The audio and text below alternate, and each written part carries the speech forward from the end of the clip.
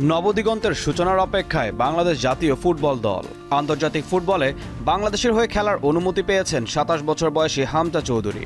এক সংবাদ বিজ্ঞপ্তির মাধ্যমে বিষয়টি নিশ্চিত করে বাংলাদেশ ফুটবল ফেডারেশন। এখন কেবল তার মাঠে নামার অপেক্ষা। ধারণা করা হচ্ছে এএফসির বাছাই পর্বে ভারতের বিপক্ষে ম্যাচ দিয়ে লাল সবুজের জার্সি গায়ে নিজের নতুন অধ্যায় শুরু করতে পারেন এই রক্ষণাত্মক মিডফিল্ডার। হামজা অনেকদিন ধরেই বাংলাদেশের হয়ে খেলতে চাইছিলেন। বাফুফেও তাকে পেতে দীর্ঘদিন ধরে কাজ করছিল। ২.৫ মাস আগে ইংল্যান্ড প্রবাসী এই ফুটবলার বাংলাদেশি পাসপোর্ট পাওয়ার পাশাপাশি ইংল্যান্ড ফুটবল অ্যাসোসিয়েশনের কাছ থেকে সম্প্রতি অনাপত্তিপত্রও পেয়েছেন। এই বছরের জুনে হামজা চৌধুরী বাংলাদেশের পাসপোর্টের জন্য আবেদন করেন। লন্ডনের বাংলাদেশ হাই কমিশনে তার পাসপোর্ট এসে গিয়েছিল মাসখানেকের মধ্যেই। লেস্টার সিটির হয়ে প্রাক মৌসুম প্রস্তুতিতে ব্যস্ত থাকায় বাংলাদেশি পাসপোর্টটা গ্রহণ করতে পারছিলেন না হামজা। ২৩ আগস্ট হামজার পক্ষে পাসপোর্টটি গ্রহণ করেন তার মা রাফিয়া চৌধুরী। হামজার ক্লাব লেস্টার সিটি এবং ইংলিশ ফুটবল অ্যাসোসিয়েশনের অনুমতি আগেই পেয়ে যান তিনি। অপেক্ষা ছিল ফিফার প্লেয়ার্স স্ট্যাটাস কমিটির চূড়ান্ত অনুমোদনের। সে অনুমোদন যখন পেয়ে গেল তখন দেশের হয়ে আর খেলতে কোনো বাধা নেই হামজার।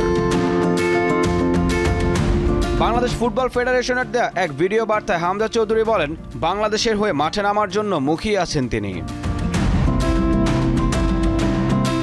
২০১৫ সালে লেস্টার সিটির হয়ে প্রথম মাঠে নামেন হামজা। মাঝে ধারে বুরটন অ্যালবিয়নে খেলেছেন। তারপর ২০১৭ থেকে ২০২২ সাল পর্যন্ত লেস্টারের হয়ে খেলার পর এক বছরের জন্য ফের ধারে যান ওয়াটফোর্ডে। আবার ফিরেছেন লেস্টারে। এই মৌসুমেই লেস্টারের হয়ে প্রিমিয়ার লিগে একটি এবং লিগ কাপে একটি ম্যাচ খেলেছেন হামজা। সব মিলিয়ে লেস্টারের হয়ে এখন পর্যন্ত খেলেছেন ১২৯ ম্যাচ আর গোল আছে ২টি।